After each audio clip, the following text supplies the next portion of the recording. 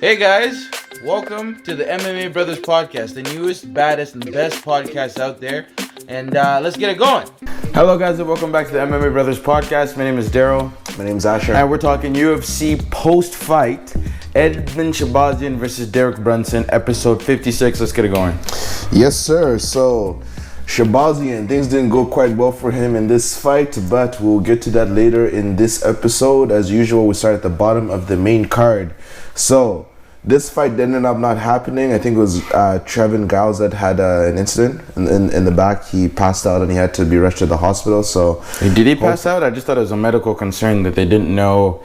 Maybe it was nervousness or a bad weight cut gone bad. I heard it was Dana ended up coming on saying that he fainted from anxiety or something. That's what Dana was kind of trying to say. But anyways, he was rushed to the hospital, and Kevin Holland has been put, I think, probably in the next fight card. And Dana said he did pay him some money, and he's going to put him on the next card. So that fight didn't end up happening. But what fight did end up happening was Lando Venata versus Bobby Green. So, Darryl, do you want to break this one down? Yeah, so this one was a lot of Bobby Green just his hands down. I don't know if he's a karate-style fighter, but as you can see, the strikes are overwhelmingly in his favor.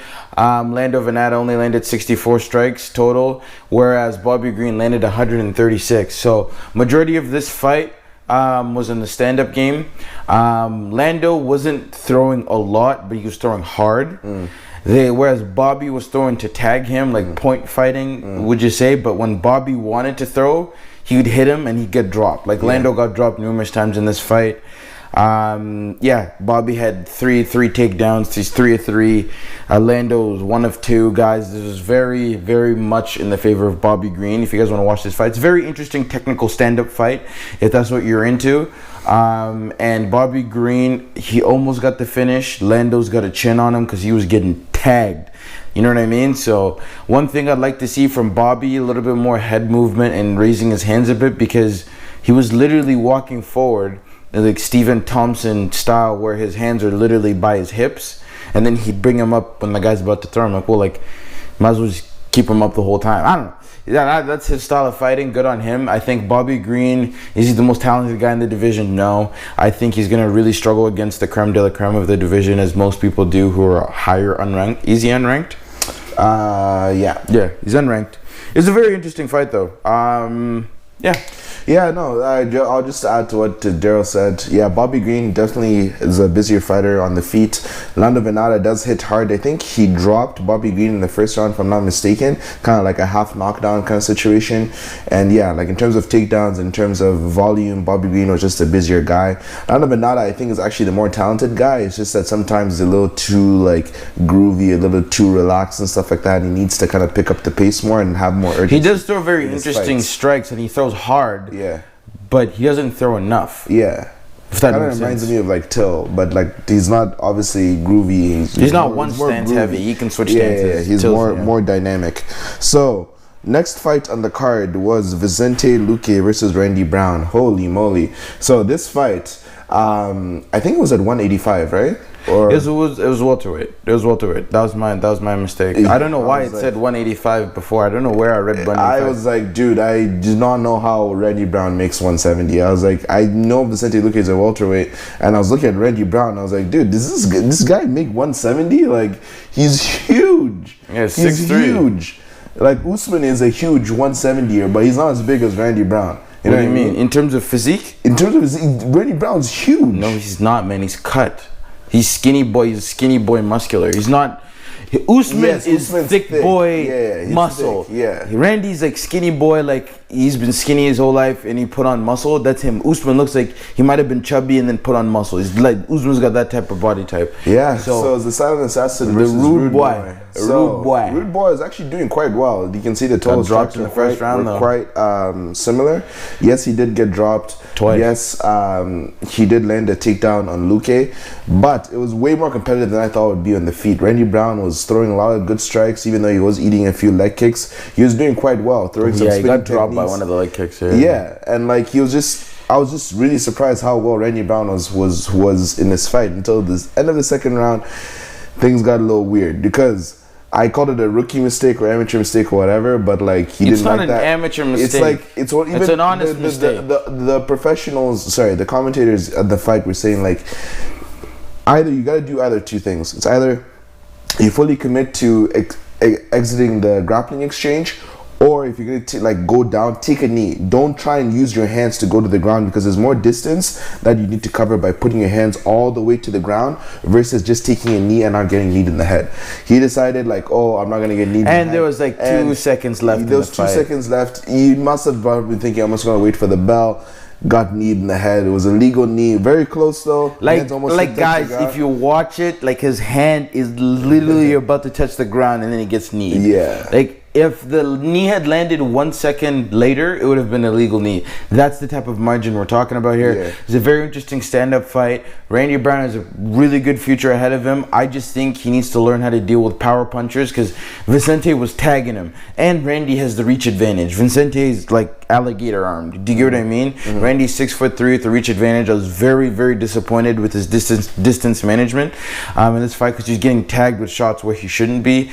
I think in the clinch exchanges, Vicente is very strong, so I think you need to get in the clinch, you know, pivot, put him up against the cage, dig your underhooks, and then, you know what I mean, body lock him, put him up high, and then let go, and then cover up as you exit, because there's no use in being in the clinch with Vicente Luque, because on the exit you're gonna get elbowed, you're gonna get uppercutted. Vicente hits really hard, especially in close. So I think what's in the future for Randy Brown, some time off. He got viciously it was pretty vicious. Like it was the knee was bad. Yeah. And he already got dropped, and he got leg kicked really bad, and he got dropped by those two. So he was on the ground for a while after the fight was over. So yeah, so good on him. I was very impressed by his performance and not impressed at the same time. It was very interesting. But I thought Randy Brown did a great job. I was surprised how well he did, and yeah, his size again was like, ooh, big guy. Anyways, so we're gonna move on to the next fight. So this is a featherweight fight: Joanne Calderwood versus Jennifer Maia.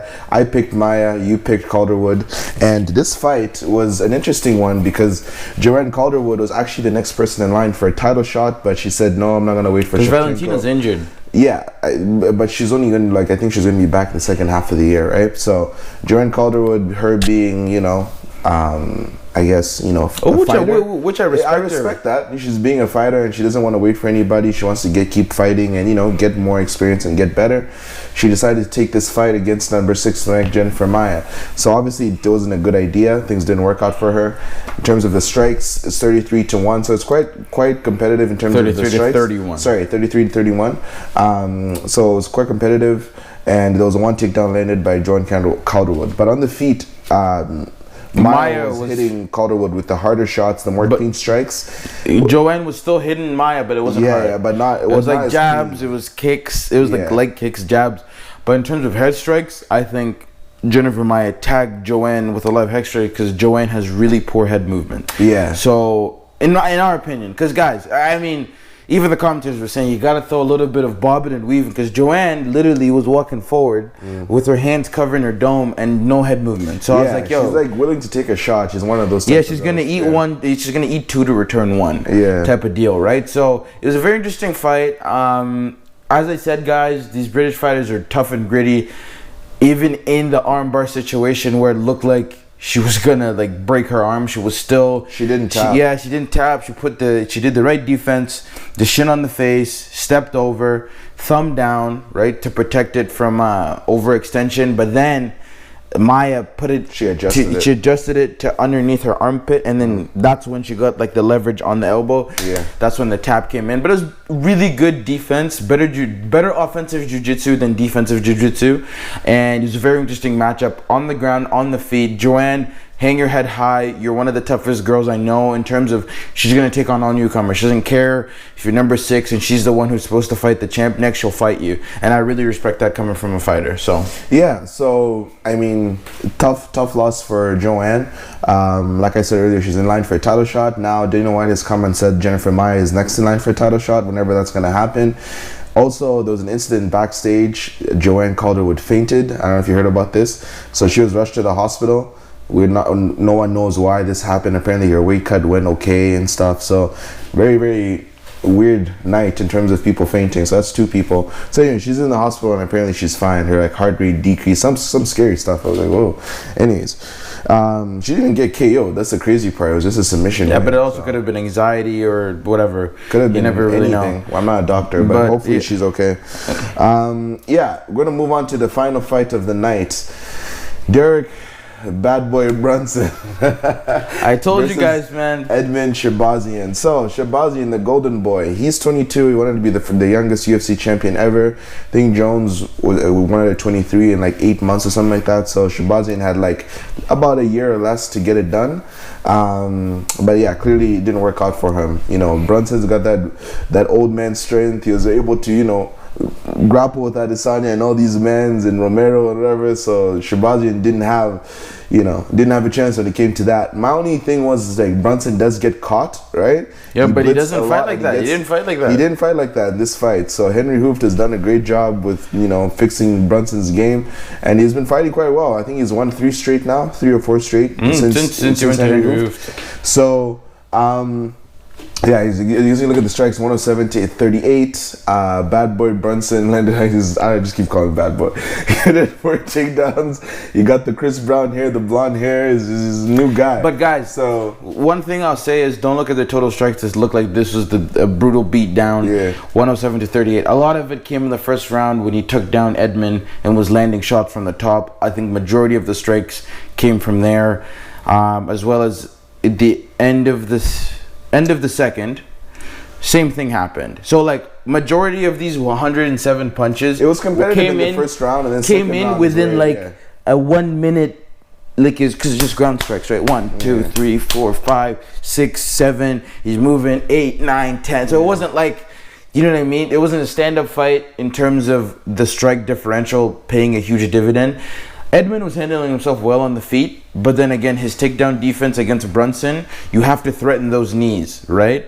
You know what I mean? Start the fight, like throw a knee down the gun. You know what I mean? The first time Derrick tries to shoot, throw a knee. If you get taken down, you get taken down. But then Derrick's gonna know, yo, if I don't time this right, a knee's coming up the gun, right? Same thing with Izzy, same thing with other fighters that he's faced. You gotta knee Brunson because he's gonna keep on reaching for that single leg, right? Yep. So Edmen's takedown defense, got to fine tune it a little bit. You got to threaten the knees on the entries. He handled himself well on the ground. He did get KO'd at the end of the second round. It's like, yeah, but it was one of those where it's like he got KO'd, he was hit, asleep, like a then he got knockout. Then he got woken up by the next one. Then he got up, and you could tell he's like, "Oh, dude, like what the hell?" Like, I was like, "Yo, guys, you guys need to stop the fight." Like when the doctor had a chance to stop the fight, I don't know why he didn't stop it. Like guys, if you watch it, it wasn't Herb's fault. He put it in the hands of the doctor to, like, you know. Yeah, because it's one of those where guys, he got up after he got clipped, but if you watch it, he had his arm protecting, got hit with an elbow. There's like 3 seconds left, and he gets hit with a right hook from like a full-mount position. He's out, left hook, and then he wakes up again, and then the fight. Then it's like the end of the round, like right then and there. Because if there was 2 more seconds, it would have been the end of the fight. The bell came. Edmen got up. His corner's like, "Are you okay?" He's like, "Yeah, I'm fine." But he just got hit in the dome. You can't really rely on what he's saying at that moment in time. Sometimes you gotta save the fighter from himself. He ended up getting cracked with the left hand. I knew it was gonna happen. Like, he doesn't have the wherewithal to evade and stuff. 1, he's tired, he's gassed. 2, he just got rocked. Like, he doesn't really know where he is. And good on him. This is going to be a huge learning experience for Edmen. He's going to fix a lot of the holes in his game that were exposed, which is good. He did that against Brunson and not Paulo Costa. Like, you know what I mean? Like, there's levels. You know what I'm trying to say? Yeah. So, good thing that he learned his lesson here. I can only expect him to be champ when he's 27, 28. In about 5 years, when he's fixed his holes, his takedown defense is proper. On the stand-up, he was giving Derrick some issues. Like, he was doing well in the stand-up. Yeah, the stand-up, he was doing a lot more boxing than kicking and stuff like that. He was very boxing heavy in this fight, and he was winging his punches too hard. That's why he got gassed in the second round. He was throwing hammers. Throwing hammers every single time. He was trying to KO Brunson with like each punch he threw. And he cracked. Derrick got stumbled. Yeah. He got wobbled. He got hit hard a couple times, and like luckily he's got a good chin on him, surprisingly. But yes, yeah. Edmen Shahbazyan can't hang his head low. This happened to like Rory McDonald earlier in his career when he was coming up. He was like about 22, 23 as well. Took a heavy L. I think it was against Carlos Condit, and then he was able to come back and then have a title fight later in his career. So it's not the end of the road for Edmen. I'm happy with the stoppage Herb Dean did the third round. There wasn't a lot of ground and pound. As soon as it went to the ground, it was like 1, 2, as soon as you got dropped, and then as soon as Herb was coming in, Herb was like, hey, enough's enough. You know what I mean? So that was good, and you didn't have to see too much more of that. Yeah, the doctor could have stopped it halfway through the fight. When Edmen did resume the third round, he did seem like he was moving okay. He was like Anthony Smith. He wasn't like, the Anthony Smith situation was just bad. Like, that one was terrible. That one was just, oh my God, what was the ref thinking? This wasn't as bad as the Jose Aldo situation with Peter Yan, but anyways, could have been worse. Edmen, you'll be back. You know, probably not going to be the youngest champion of all time, but like, you know what, take your time, get better, and then we'll see what the rest of the division has for you. So guys, what do you guys think about the fights? Let us know. Congrats to Derrick though. Yeah, congrats to Derrick. And I was right. I told you guys, Derrick's seen worse than Edmen, so you got to give it to Derrick. You're giving him his props. I think Derrick's going to fight Till or Hermanson next. Yeah, I'm not sure who to give Edmen to. Edmen's gonna have to fight maybe like a Kelvin Gastelum. Yeah, so where like the takedown threat won't be too high. Like, yeah, he's a good wrestler, but like, you know, probably stand up guy with 2 stand up guys. So yeah, I think Kelvin Gastelum's probably next for Edmen Shahbazyan. So anyways, guys, that's it for us. MMA Brothers Pod. You can follow us on Instagram. This has been episode 56. More UFC events to come. Next Saturday we have Derrick Lewis versus the boa constrictor. So Alexei Oleinik, he's back, the old guy, out here to choke another guy. But anyways, we're gonna have a preview for that and a post fight for that. Our interviews with the BTC fight promotions are up on YouTube right now. We got to interview with lots of fighters. For example, Elias Theodorou, who's a former UFC middleweight. We got a chance to talk to him and a few other fighters as well. Adam Masenza is a BTC champ. Siri City. Jasmine, I don't know. Just the Vicious, right? Just the Vicious. Yeah. Who Bobby else? Poulter. Yeah, Aaron Jeffries, who up and coming middleweight. Yeah. Guys, these are fantastic interviews. Go out and hear them. Siri City, one of the best featherweights in Canada. Bobby Poulter, one of the up-and-coming welterweights. So, very interesting interviews, guys. Please go out and check them out. MMA Brothers Pod. Like, comment, subscribe. Thanks again for the support. We're out.